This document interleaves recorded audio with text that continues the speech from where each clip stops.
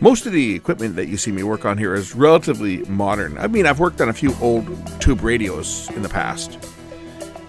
I've never worked on a vacuum tube TV on my channel, but I am going to today because I was given an old Westinghouse vacuum tube set, black and white, 12-inch portable. I have no idea what's wrong with it. Today we're going to do a checkout and see what I need to do to fix it. This is an old Westinghouse black and white TV. I'm going to guess 1965 or 1966.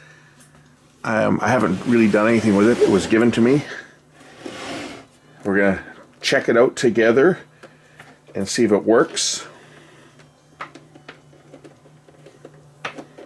I haven't even unwrapped the cord on it yet since I got it. I've been sitting on this for a couple months now, I guess.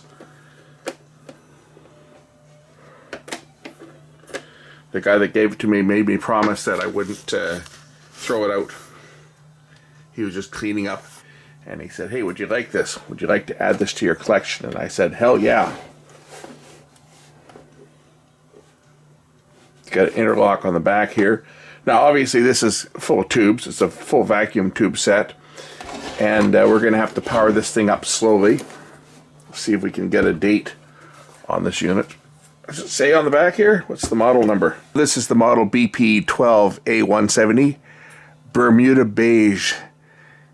And I guess the antique gold, I guess depending on the color, if it's a 12A170 or 12B170, it's just the color of the cabinet. This would be, I guess this is the beige. It's not, certainly not antique gold, I don't think. So this would be the Bermuda Beige. 125 watts, 120 volts, 60 cycles. It's like a circuit board on this one, so it's not point-to-point wiring. What we're going to do on this is, before I even plug it in, I'm going to pull it apart so we can see all the vacuum bulbs, as a certain other guy on the internet calls them, but we'll call them vacuum tubes here. Let's fire this thing up slowly using the dim bulb. I want to see if it works, but before that I'm going to pull the back off it. It's interesting. It looks like maybe somebody's been into this. I'm sure it has been serviced over the years. There's another sticker on it here that's been damaged because it's got both Phillips and a quarter-inch plug, or quarter-inch screws on the back here. And there's probably some on the top too that I haven't even spotted.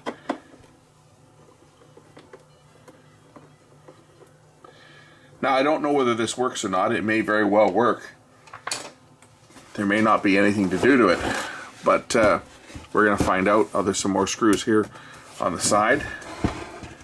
I don't think there's any.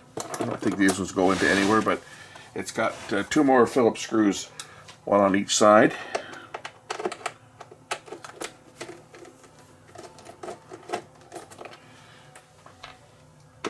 We'll see if this works and if it needs any work done on it.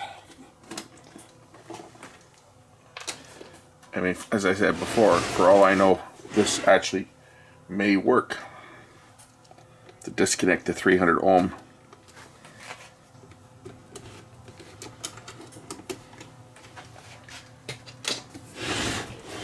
What's interesting is that it has antenna inputs for UHF, but if we look on the front of the set here, the set does not have a UHF tuner. This is a VHF only. But they've got the terminals on the back for a UHF tuner that is not existent. Or so I thought. Now this should, I don't think these screws have to come out. The back should pull off on this unit.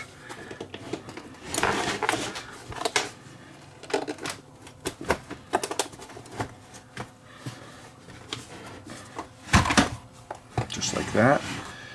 Slide the back off. What? There is a UHF tuner. What the heck? There is another tuner here. There is a UHF tuner. So how do you tune it? Is it tuned? It must be tuned with the fine tuning dial. I love that. There's your 10,000 volts. It's right off of, like, I mean, there's no shielding for the high voltage here at all, right? This, what good is that going to do? I think that was probably supposed to cover this up, but it's not. But you know, tube socket right here from the, this is the rectifier tube, the high voltage rectifier tube. Where are we here? Can't see it on camera. Right there, high voltage rectifier tube, but I think it's supposed to have a cover over it, but the cover is not over it. Really doesn't matter anyway, because you've got high voltage exposed right here. There won't be any high voltage on here now because this set hasn't been turned on for a while. And by that I mean since the 1970s. Let's take a look at this UHF tuner that's on here. So if I put this to the UHF position, does this turn? Like, how do you change the station on it? Do you push it?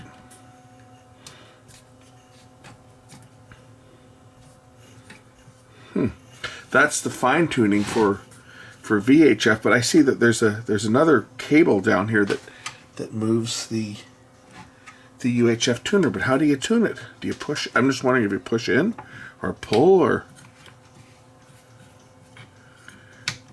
Interesting. All right, this is how the UHF tuner works on this unit. It's got a slip clutch, and when you turn it to the end for the fine tuning, it will now turn the UHF tuner.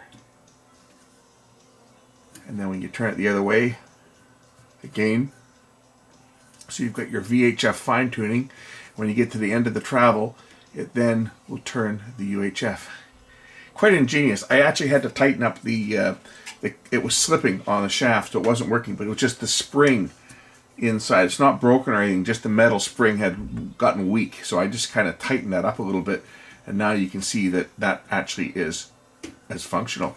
So let's get some power to this set. I want to see if I get a raster on it. First thing I'm going to do is I'm going to grab it, I'm going to put on my dim bulb tester.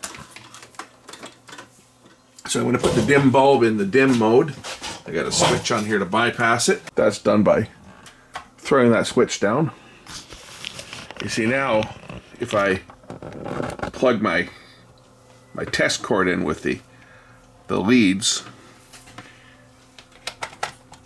if I even short these together, all that's going to happen is the light's going to come on. Now I can apply power to the chassis and not have to worry about blowing anything up. And this will allow it to come on slowly. Looks like maybe the switch is already turned on. It is. So let's let things warm up here. We're drawing a little bit of power. As you can see, the bulb is kind of glowing. This should let capacitors and so forth reform, and we'll see if we get anything. We'll see if we get a raster or any sound or anything as this thing warms up. You can start to hear a bit of a humming coming from the speaker. Just try wiggling a few tubes.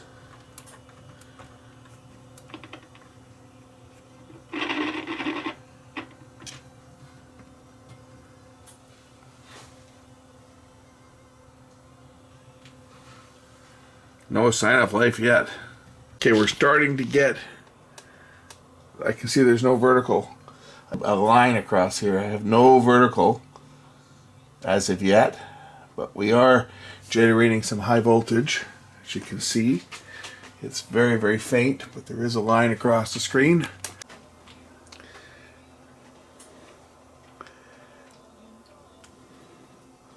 I'm going to let this just sit here for a few minutes. I'm not going to give it full power just yet. And I don't have a bigger bulb than 100 watt, which is going to limit the amount of current to this set. So it's probably not getting enough power to even start up. At least it's not starting the vertical oscillator yet. But we're getting a little bit, so we know that the horizontal section, at least, is producing some high voltage. We've got some high voltage to the picture tube, because if we didn't have any, we wouldn't have that. I'm just going to try giving it a little more juice here. We'll give it full power and just see what happens.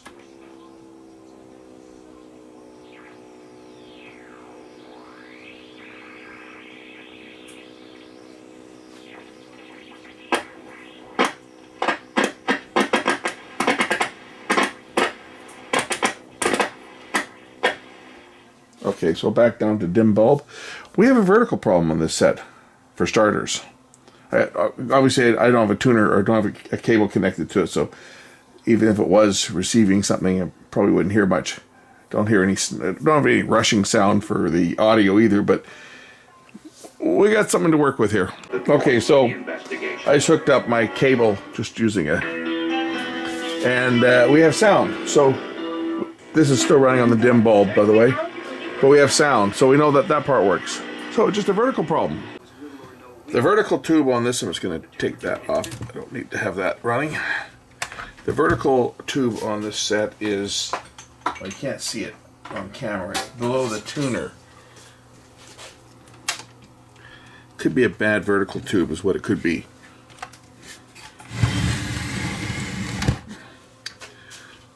So this is the horizontal output and damper tube over here.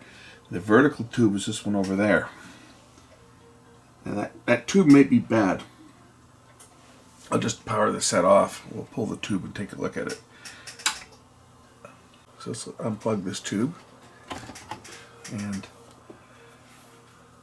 it's the original tube. It's hot. But this is the oscillator and the output. It's a dual tube. So it could be, this tube could be bad, or it could be a capacitor or component in the vertical oscillator circuit down here. It doesn't look to be, like, it doesn't have paper caps in here. It does have these brown type caps. I think there's still a wax type paper in them. Could be a bad cap, but it could just as easily be the tube itself is no good. I mean, it could even be broken connections on the tube socket. They don't look too swift, some of these, don't, do they? Right, like that one there looks. I'm just going to read through the solder on this socket. Hopefully there's no high voltage on here that's going to get me. That's unplugged, but tube sets, you know, they can hold a charge for a while.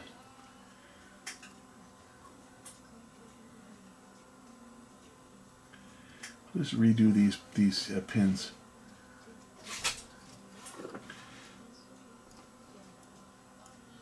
Because some of them look to be not too good, like these ones here.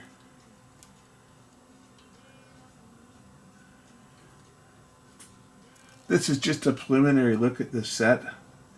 If I get it running tonight, great. If I don't, I'll put it together and I will dig up a schematic. I mean, I can certainly source one for it. I just don't have one right now. And I figured I would just take a quick look at it and kind of see what direction it needed to go. Now we know it's a vertical problem. Got sound. Don't know if I've got a picture yet. Well, obviously won't know that until I get the vertical working. Do have sound, do have horizontal. So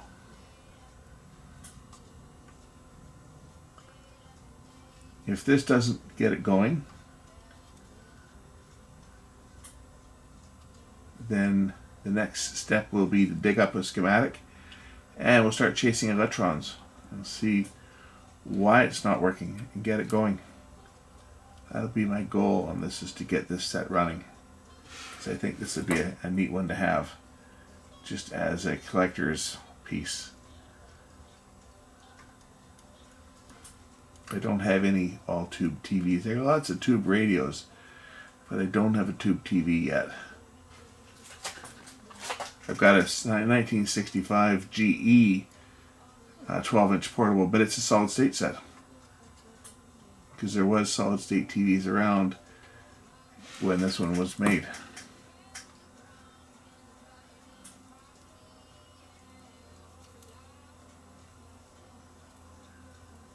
Tells you what the value of these resistors are too, right? 1 meg, 20K, 0.22.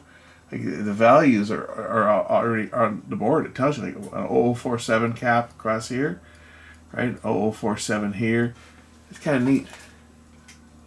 They've got all that info on the board. This is the vertical hold control. I believe I'll resolder that one. It looks like it could be bad, or the connections are bad on here. Let's bring the camera out a bit so you can see what I'm doing. vertical hole control.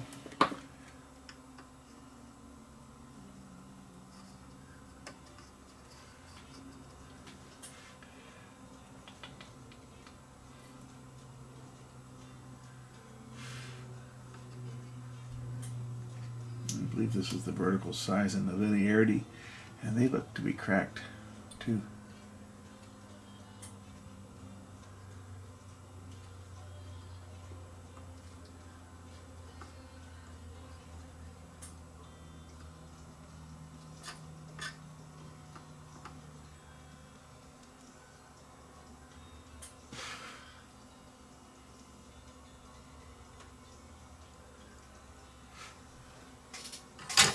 Yeah, I'll power this unit up again and just see if I've made any change. I kind of think the horizontal oscillator is running because when I adjust the vertical oscillator is running because when I adjust the vertical hole control, listen to the sound. I'll turn it up here. That's the vertical hold, so I'm changing the vertical oscillator. So I think the oscillator's running. I got no output.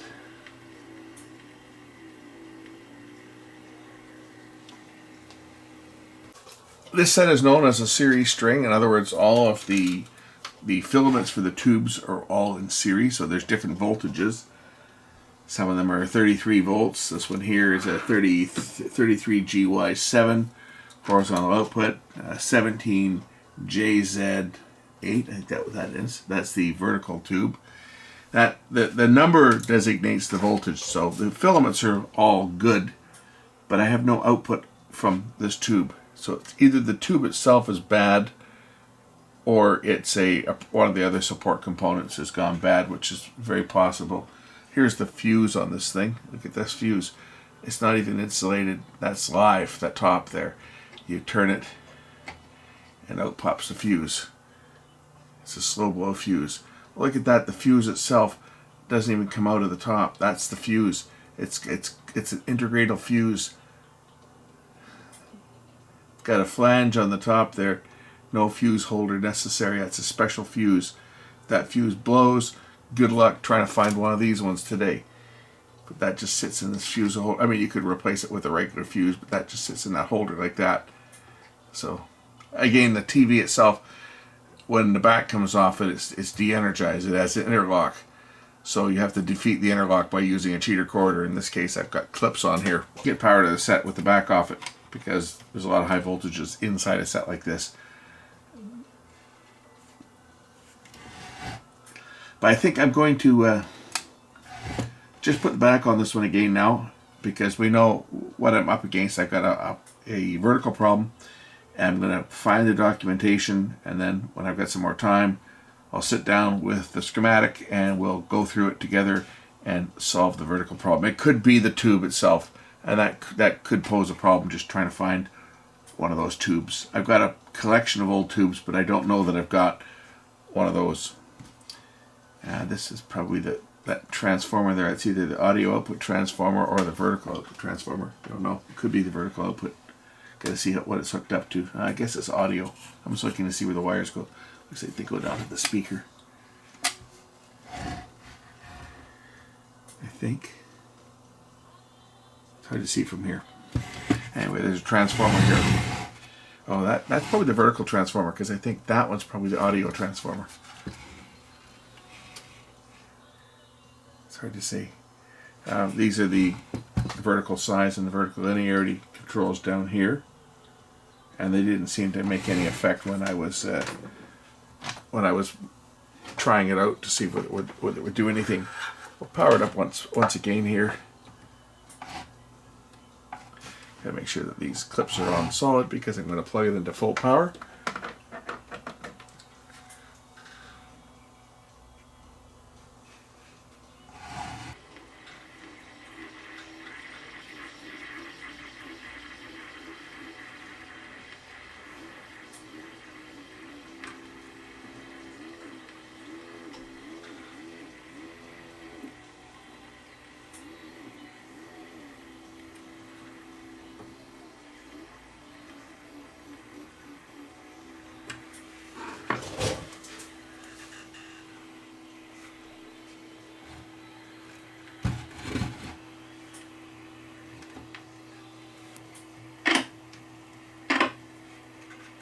Tuner assembled in Japan, a 52% Japanese and 48% US parts by value. There's a sticker right on the bottom of this.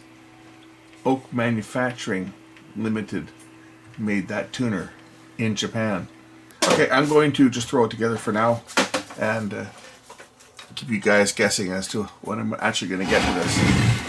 I don't know, it shouldn't be that long before I can dig up a schematic for it. Dig up a schematic and we'll trace this one out and see what it is. Hopefully it's not the tube. Hopefully it's not the yoke. It could be the output tube. Could be components in the tube circuit, like in the vertical output circuit. Could be a resistor that's open, or a capacitor that's gone bad. Could be the vertical output transformer over here. It could be the yoke. There's a number of things it could be that's causing this problem. You can hear the vertical oscillator running, getting picked up in the sound, but is that the output we're hearing or just the oscillator? So I'm just going to put the back on it for now. I'm going to do what Shango does when he looks at some of these old sets. He kind of does an evaluation and then decides what he's going to do. That's what I'm doing here. I did my evaluation. We know where we're standing on this one. I got to do some research and then we'll get back to a part 2. I like this. Even on the back, there's a cord holder to wind up the cord to carry this thing portable. I take it that there was a plastic handle that broke at some point, and the previous owner just put a strap around it. I think there was a plastic handle there, but over time it just snapped.